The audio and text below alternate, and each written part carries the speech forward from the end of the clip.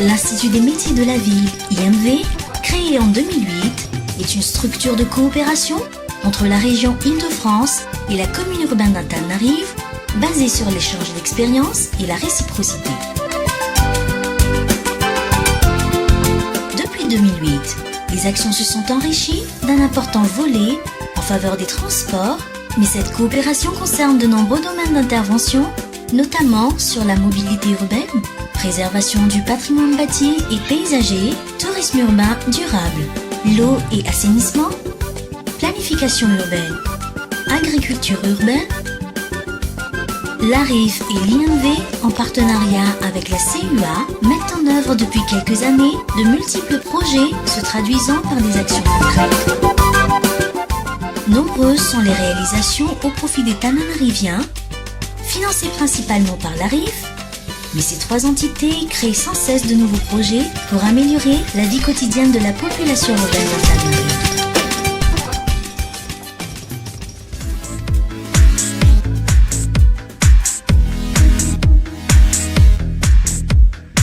Le PAMU vise à l'amélioration globale du système de transport dans l'agglomération d'Antananarive avec une attention particulière aux transports en commun et aux mobilités piétonnes.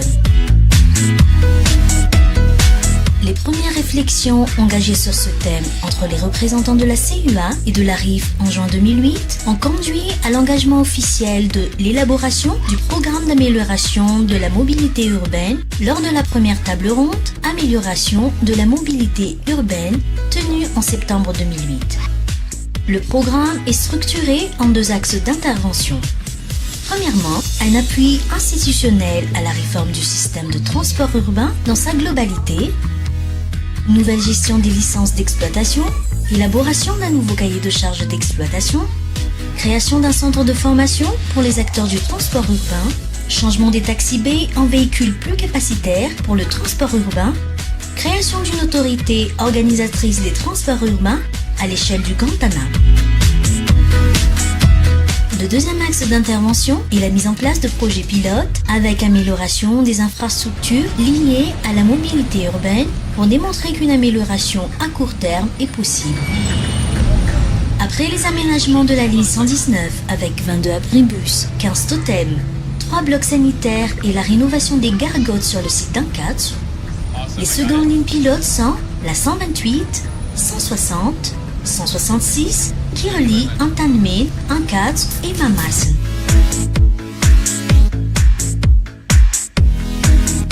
Pour les lignes 160, 166, la longueur du trajet est de 10,4 km aller-retour. 27 arrêts sur les 32 seront touchés par les aménagements, dont voici un exemple. Sur l'arrêt Ampanjanes-Belair, 2 abribus seront construites avec la réhabilitation des trottoirs. Avec leurs 14 500 passagers par jour, le nombre des arrêts des lignes 160-166 est de 32 qui traversent des quartiers commerciaux et scolaires, surtout à Antanmen.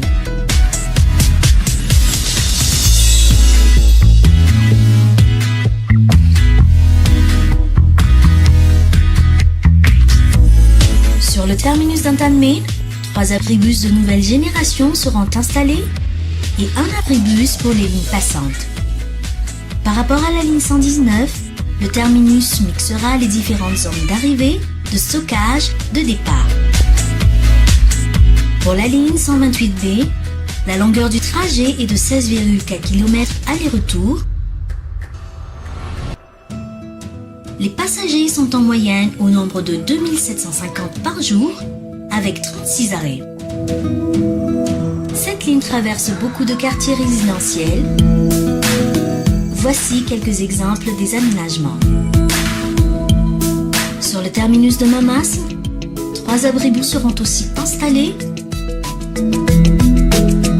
et 2 totems pour les lignes passantes. Les zones d'arrivée, de stockage, de départ seront sur un seul lieu.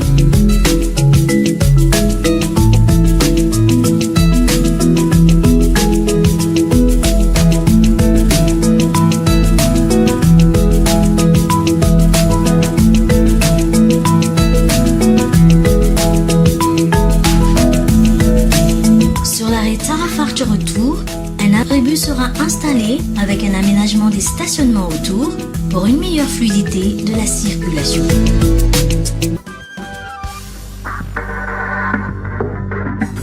Le programme Patrimoine est mis en place par la ville d'Antananarive pour préserver ses éléments urbains et architecturaux identitaires.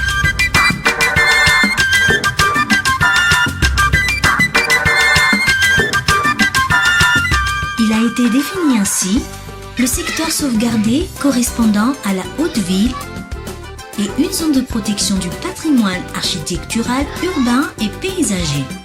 Le volet réglementaire, inclus dans le circuit d'octroi du permis de construire, régit les nouvelles constructions, les réhabilitations et démolitions à l'intérieur de la ZPP-AUP. Un service de conseil et d'accompagnement aux porteurs de projets est assuré en permanence par l'architecte de la CUA.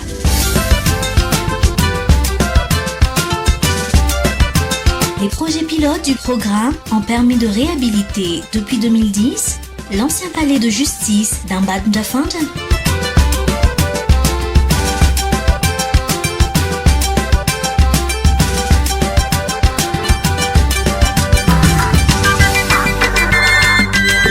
Le jardin du PM Rhein-Leerwoon en Boutsy.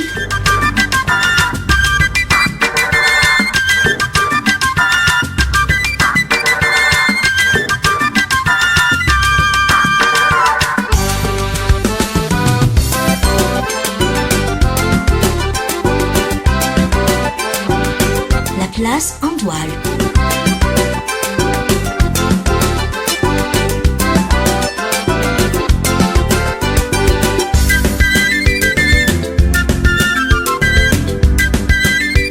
Actuellement, le projet de réhabilitation de la résidence des maires à Anzouy est en cours, dont l'objectif est de réintégrer le site dans la ville actuelle du quartier, notamment en ouvrant le site au public et en y aménageant la future maison du patrimoine et du tourisme de la ville d'Antananarive.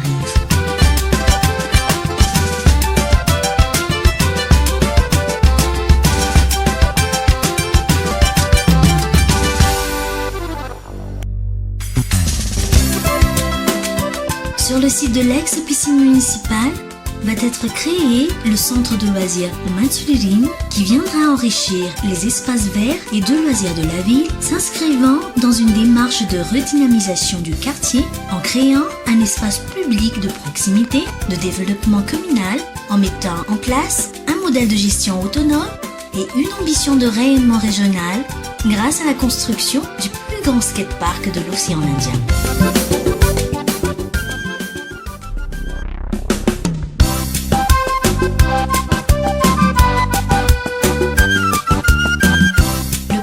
Développement du tourisme durable et urbain à Antananarive est mis en œuvre par la ville depuis 2007 afin d'apporter des bénéfices palpables à ses habitants,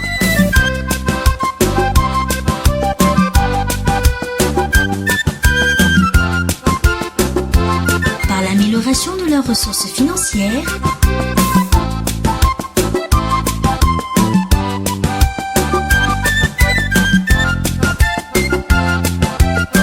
l'amélioration des services quotidiens et d'équipements publics.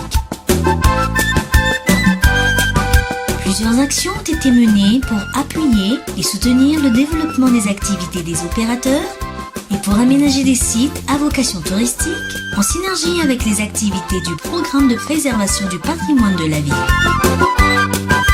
L'aménagement de la placette de l'ancien palais de justice d'Ambattendorf-Fountain est un nouveau point d'intérêt du circuit de découverte de la haute ville où les visiteurs peuvent s'arrêter et apprécier la vue panoramique de la partie est de la ville.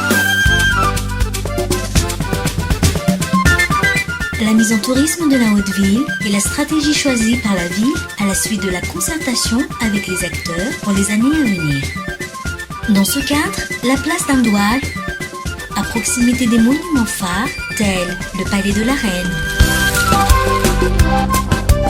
le Palais du Premier ministre, les temples commémoratifs des martyrs, etc. et la porte de la Haute-Ville. Elle a reçu des aménagements pour y accueillir diverses activités économiques, ludiques et culturelles. Ce site conserve, d'une part, des valeurs historiques, car c'est le lieu de discours royaux et d'intronisation des souverains. Et d'autre part, un lieu symbolique. L'indépendance de Madagascar y a été déclarée en 1958.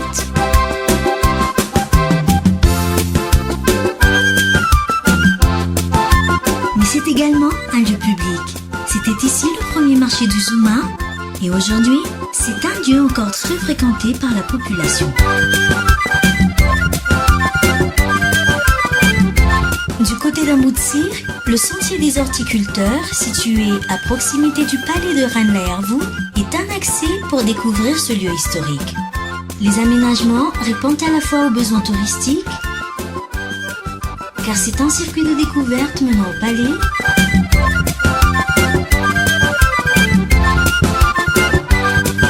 et aux besoins sociaux en améliorant le cadre de vie des riverains,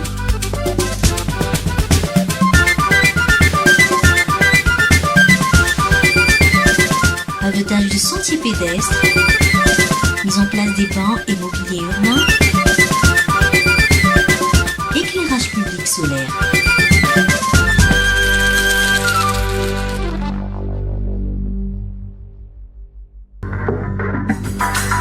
L'ONG East, partenaire de l'IMV, intervient à Madagascar depuis 2006 dans le cadre de la coopération décentralisée entre la région Île-de-France et la commune urbaine d'Antananarivo pour la mise en place du programme d'accompagnement social et sanitaire de la ville. Elle met en place des infrastructures communautaires afin de faciliter l'accès à l'eau et améliorer les conditions sanitaires de la population, surtout ceux qui sont les plus démunis. À ce jour, les réalisations effectuées sont 21 EPP réhabilités ou dotés de blocs sanitaires ou cours d'école ou cantines scolaires, 30 bornes fontaines, 12 blocs sanitaires, 49 latrines collectives ou familiales, 4 bassins lavoirs, des canaux d'évacuation des eaux usées et ruelles réhabilitées. La station de vidange de Manzakaray est un projet très intéressant car les boues traitées se transforment en gaz pour la cuisson, en compost et de l'eau claire pour le marais Massey. Un concept nouveau a été initié dans le 5e arrondissement par la création d'une association féminine de promotion de l'hygiène, AFI. Elles assurent le nettoyage des quartiers tout en sensibilisant la population à l'hygiène et au respect de l'environnement.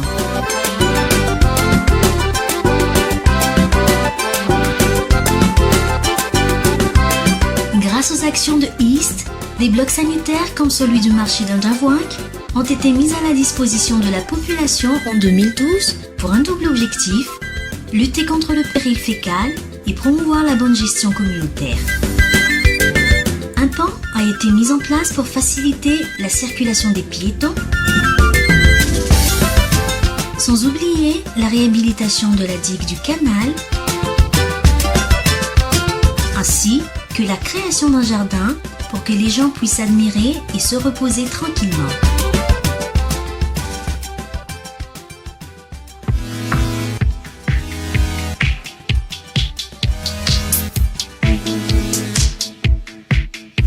La CUA, avec l'appui de l'IMV, initie une démarche de grands projets urbains. Il s'agit d'expérimenter une nouvelle façon de refabriquer la ville en concertation avec les différents acteurs et avec l'appui des opérateurs privés sur 2 sites qu'elle a définis comme stratégiques pour le développement urbain de la capitale. Premier site, Anus Mamas, qu'il s'agit de valoriser en tant que pôle central attractif. Le deuxième site, les alentours du Massey, pour lesquels il s'agit d'anticiper et de structurer l'urbanisation future et de faire participer le privé au financement d'équipements publics. Les études de diagnostic et orientation d'aménagement sont en cours. Sur Anus Mamas, l'objectif est de renforcer le caractère public du site. En sport, les équipements terrain, dojo, gymnase seront réorganisés et améliorés. De nouveaux bâtiments seront érigés, dédiés à la culture et au commerce avec des espaces publics. Une partie du mur d'enceinte de Mamas sera remplacée par des espaces ouverts invitant la population à profiter des nouveaux aménagements. Des cheminements piétons permettront de traverser l'enceinte actuelle de Mamas et de rejoindre Anous, qui deviendra l'espace vert central principal de la ville. Des passerelles seront construites sur le lac Anous pour profiter de la vue panoramique de la haute ville depuis le lac. Pour réaliser ces objectifs, l'IMV appuie la CUA dans la réflexion d'un montage de projet original au sein duquel les aménagements pourraient être financés notamment par le privé qui pourra se rémunérer par les nouvelles activités rentables sur le site. Le processus de concertation avec la population sur le projet a démarré avec la réalisation d'une fresque murale ayant pour thème la mobilité à Antananarivo, aujourd'hui, demain, dans 50 ans. Les premières réalisations à Mamas se feront en effet dans le cadre du PAMU.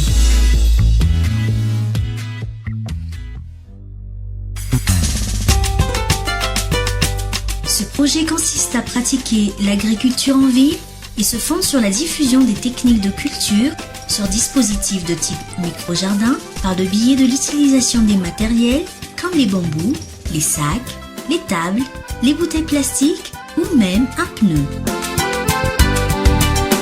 Entamée en 2011, la première phase a été de mettre en place des dispositifs pilotes dans les EPP et familles vulnérables de la ville d'Antananarivo afin de promouvoir l'autosuffisance alimentaire. Comme Madame Odette Suzanne qui habite en Kourndjin, elle a cultivé des légumes tels que les carottes, les pommes de terre, les haricots verts et bread, destinés à sa consommation quotidienne et à la vente aussi pour arrondir la fin du mois.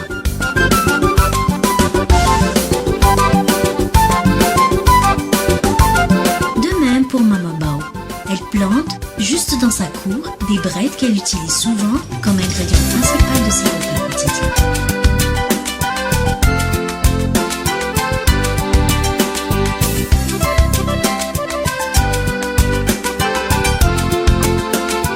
Les techniciens ont appris aux familles à fabriquer eux-mêmes les composts, faits à partir des ordures ménagères périssables ou pour éviter l'achat en engrais et pour une meilleure fertilité de la terre. Le PP en Kourndjin est la première école qui a bénéficié du projet OLNA. Elle est dotée d'une compostière. Les écoliers ont déjà changé 3 fois les cultures dans ce type de matériel, c'est-à-dire qu'ils ont effectué 2 fois des récoltes qui suffisent pour varier leur mets à la cantine. Ainsi, le projet OLNA, financé par la région Île-de-France, aide les habitants défavorisés à s'autosuffire en denrées alimentaires et avoir plus dans leurs revenus. En 2012, OLNA, en collaboration avec la CUA et l'ONGSA, a initié la mise en culture des ignames qui rassasient parfaitement tout en apportant des vitamines et peuvent être aussi associés avec d'autres aliments pour concocter un bon plat. Le projet OLNA élargira prochainement son public cible à d'autres milliers de foyers afin de lutter contre la malnutrition, améliorer les ressources financières des familles défavorisées tout en multipliant les espaces verts de la ville d'Antananarivo.